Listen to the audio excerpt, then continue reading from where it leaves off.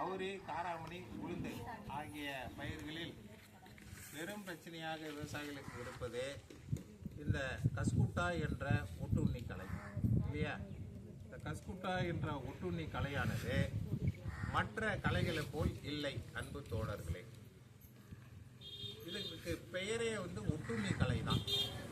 அப்போ ஒட்டுண்ணி என்று பொருள் என்னவென்றால், இந்த களை செடிகள் உயிர் வாழ இன்னொரு உயிரினம் இருந்தால்தான் இது உயிர்ப்பிக்கும். இது மறுதோண்டி வர மாதிரி வரும் இந்த களைகள்.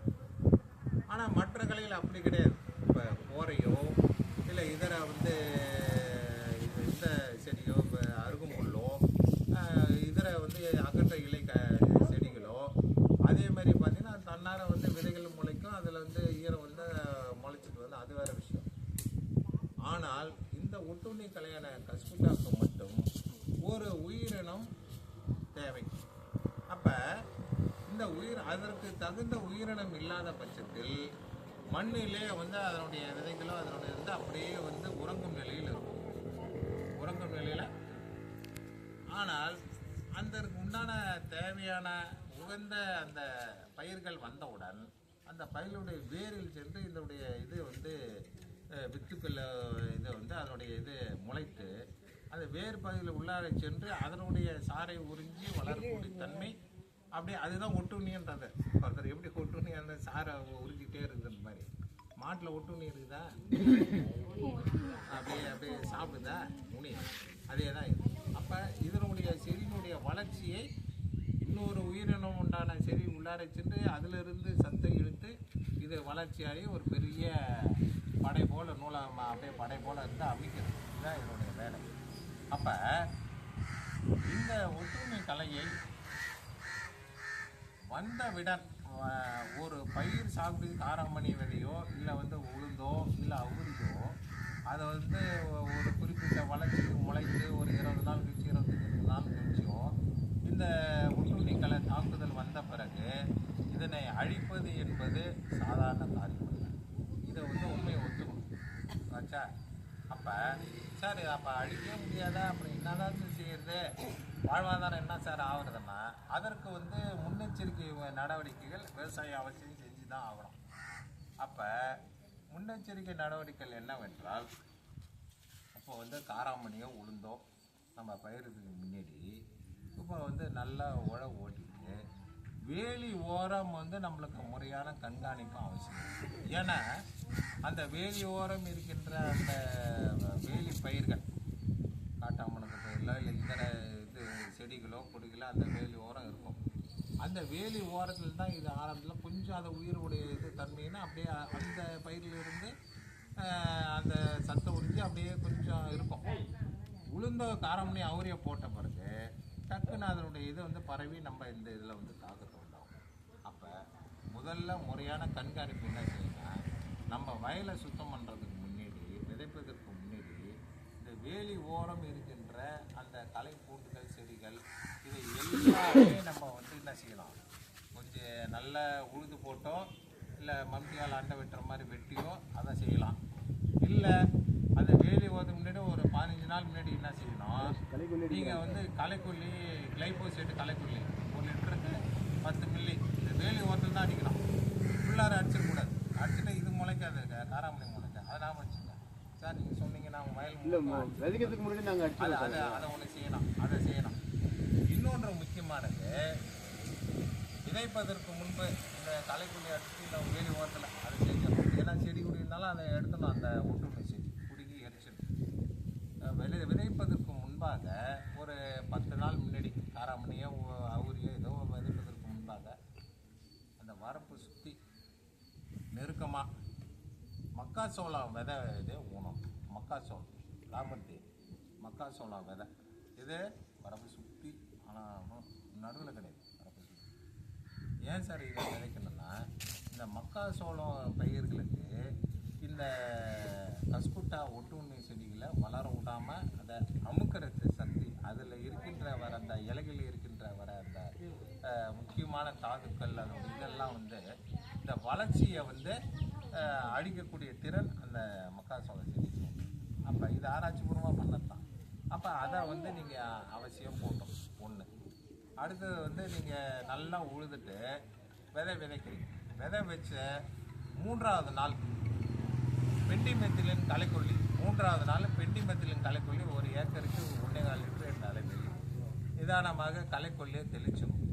சார் எனக்கு களையெல்லாம் வராது, அதெல்லாம் நல்ல பூமியெல்லாம் நீங்கள், ஏன்னா வருஷம் வர்ற பூமிக்கெல்லாம் அப்போ தெரியாது உங்களுக்கு. அதுக்கப்புறம் முளைக்கும். இப்போ எப்படி காராமணி விதை வந்தோன்னா இது ஆட்டோமேட்டிக்காக வந்துடும். அப்போ களைக்கொல்லியை வந்து பெண்டிமெத்திலின் என்ற களைக்கொல்லியை அவசியம் தெளிச்சிடும். சார் இதெல்லாம் தெளித்தேன், நீங்கள் சொன்ன மாதிரி எல்லாம் வரப்பு பயிர் போட்டேன், எல்லாம் கண்காணிச்சேன் சார். இருப்பினும் ஒரு சில இடத்துல அந்த செடியுடைய தாக்கம் இருக்குது, வந்துருச்சுன்னு வச்சுங்க. அப்போ இருமை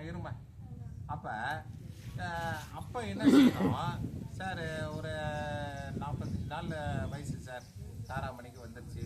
ஆனால் ஒரு சில பகுதியில் தெரிஞ்சுட்டா அந்த ஒட்டுண்ணி களை எடுக்க ஆரம்பிச்சிருச்சு சார். அது எப்படின்னா அந்த சமயத்தில் நீங்கள் களை எடுத்தாலும் திருப்பி வரும், புரியுதுங்களா இல்லையா? அவ்வளோ சாமானியமாக அந்த சமயத்தில் அடிக்க முடியாது. அப்போ என்ன செய்யணும்னா பகுதி தெளிப்பாக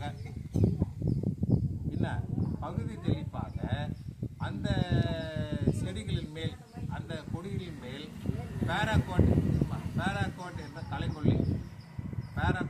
களைக்கொல்லி அதை வந்து 1 லிட்டர் தண்ணீருக்கு 7 மில்லி என்ற அளவில் அந்த ஒட்டுண்ணி மேலே நல்லா தெளிக்கும். ஞாபகம் வைத்துக் கொள்ளுங்கள் அன்பு தோழர்களே, இது 1 ஏக்கருக்கு முழுவதுமாக தெளிக்கக்கூடாது இந்த களைக்கொல்லி. இருக்குதுமா, நான் அனுப்புகிற வாட்ஸ்அப். அப்போ இருமா, நான் எழுத்தரம்மா அந்த இதை வந்து களைக்கொல்லி. இப்போ இந்த திட்டில் இந்த 2 செடியில் இருக்குன்னு வச்சுங்க, அந்த களைக்கொல்லியை இந்த இதுக்கு மட்டும் அந்த உண்டுணி களை மேலே நல்லா தெளித்தால் போதுமானது, அது படிக்கும். ஆனால் அந்த உளுத்தன் செடியில் கொஞ்சம் இலை மேலே பட்டாலும் ஒரு 50 இலை இருக்குன்னு வச்சுங்க, காராமணி இலை ஒரு 25 இலை மேலே பட்டுருச்சு அந்த களைக்கொல்லி. அந்த 25 இலையில மட்டும் கொஞ்சம் காஞ்ச மாதிரி இருக்கும். ஆனால் மற்ற 25 இலை அது பாதிக்காது, அது செடி பிக்கப் ஆகிடும். இதில் கொஞ்சம் சுணக்கமாக இருக்கும், பிக்கப் ஆகிடும். சார் ஃபுல்லாகவே ஒரு கிட்டத்தில் ஒரு 5 செடி செடியை வந்து நல்லா இந்த முடி நான்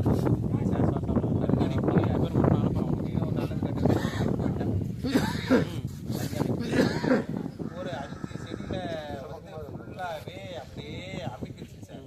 கொடி தான் தெரியுது இல்லையா, கொடி தான் தெரியுது அந்த 5 செடி மேலே. வேறு எதுவும் காராமணி செடியை கட்டில் இந்த கொடி தான் சார் இருக்குன்னா, அதே மாதிரி டைமில் வேறு வழியில் இந்த பேராகோட் களைக்கொல்லி அடித்தால் இருக்காது, களை எடுத்தாலும் ஆகும். அப்போ அதே மாதிரி டைமில் கிளைஃபோசேட் வருது ரவுண்டப், அது 1 லிட்டருக்கு 10 மில்லி. அப்படி போடும்போது என்ன செய்யணும், அந்த கீழே அந்த கூடு பிளாஸ்டிக் இது கீழே நாசில் எடுத்துட்டு உள்ளார இருக்கும், அந்த இது போட்டு அந்த எந்த 5 செடிக்கு மட்டும் நல்லா வந்து அதிகமாக படம் தெரிஞ்சுதோ அந்த 5 செடி மேலே நல்லா கலர் அடிச்சு. ஏன் வந்து அந்த இதை போட சொல்லணும், அந்த தடுப்பான் காற்றுல இதில் மற்ற செடி மேலே போனால் இது ஊடுருவி பாயும் மருந்து, இது ரவுண்டப் மருந்து, ஊசி போடுற மாதிரி தான். ஒரு இடத்துல ஊசி போட்டால் உடம்புலாம் போகுதில்ல, அதே மாதிரி கொஞ்சம் காற்றுல அடுத்த ஒரு இலையில போட்டாலும் அந்த செடி சுத்தமாக காஞ்சிடும். அப்போ அதற்கு தடுப்பு தான் இந்த அவசியம் இந்த கூடை போடணும். இந்த 5 செடிக்கு மட்டும் நிதானமாக அடித்தால் போதுமா. அப்போ காற்று அதிகமாக இல்லாத பட்சத்தில் நிதானமாக அடித்தால் போதுமா. இந்த 5 அப்போ இழப்புன்னா 5 செடிக்கு மட்டும்தான். 5 செடி காராமணி செடி அடுத்த வடி தான், அது ஒன்றும் மாட்டு கருத்து இல்லை, அது அடிக்க ஃபுல்லாக பார்ப்போம். அப்போ இன்னொரு வித்தி என்னன்னா, இதேமாரி இதெல்லாம் கொஞ்சம் விதை ரேட்டை வந்து கொஞ்சம் இன்க்ரீஸ் பண்ணிங்க, விதை அளவு கொஞ்சம் இன்க்ரீஸ் பண்ணிடலாம் கூட. இப்போ காராமணி ஆமாம் சேர்த்துக்குன்னா இதனுடைய இது வந்து பாதி கொஞ்சம் ஈடுகட்டம், கொஞ்சம் இது பண்ண வேண்டியது தான், வேறு வழி இல்லை. அப்போ இப்படி தான் தடுத்தா